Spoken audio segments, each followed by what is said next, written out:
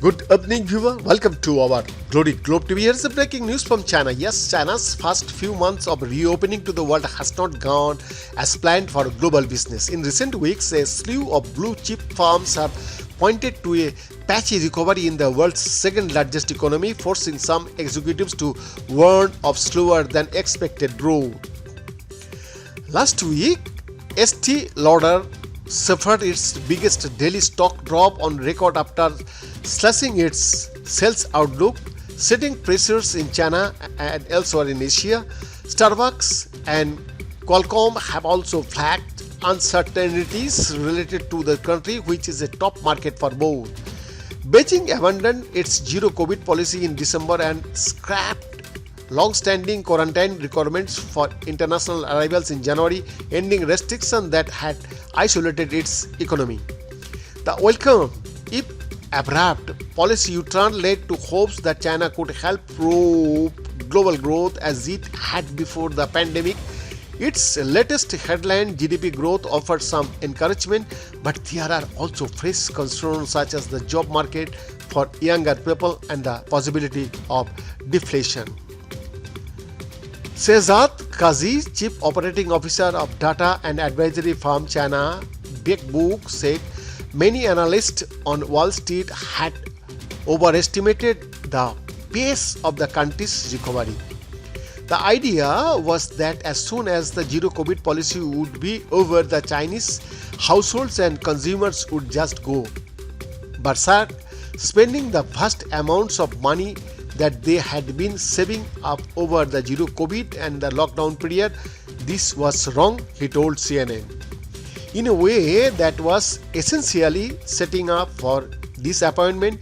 As a result, it is getting harder for companies to predict how they will fare the coming month. Estee Lauder Chief Financial Officer Tracy Travis told analysts last Wednesday of a perfect storm of higher than anticipated volatility.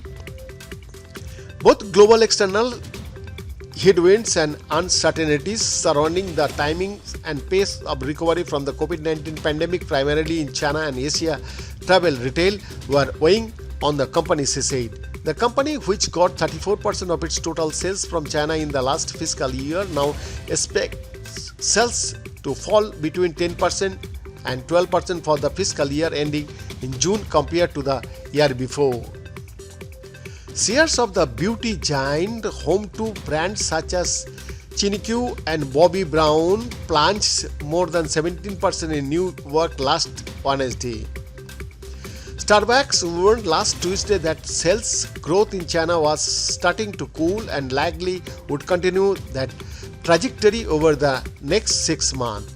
We have already seen it start to moderate, Chief Financial Officer Rachel Ruggeri said on an earnings call, referring to its number 2 market after the United States. That's really driven by the fact that there is still some uncertainty in the overall environment from a recovery standpoint when you look at things like consumer behavior as well as recovery in key segments like our international travel. Although the company did better than expected in the quarter ended April, enjoying a strong rebound in traffic and faster than expected recovery in its second biggest market, investors were left unnerved. The beverage giant left its guidance for the rest of 2023 unchanged, which discouraged shareholders. Starbucks stock fell 5% Tuesday following the presentation and 9% the following day. The company's outlook clouded its strong momentum, Andrew Strelzik, a restaurant analyst at BMO Capital Markets, later said in a row. Last week, while reporting earnings, Qualcomm CEO Cristiano Amon said there was a broad expectation that the China market was going to bounce back soon after reopening, but we have not seen those signs yet. China is its top market ahead of Vietnam.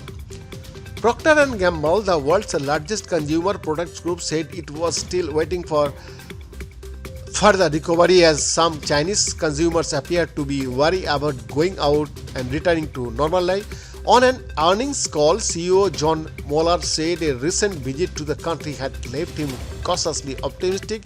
I think it will be a little bit choppy, he told analyst. Behind the report, Glory Globe TV, Delhi, India.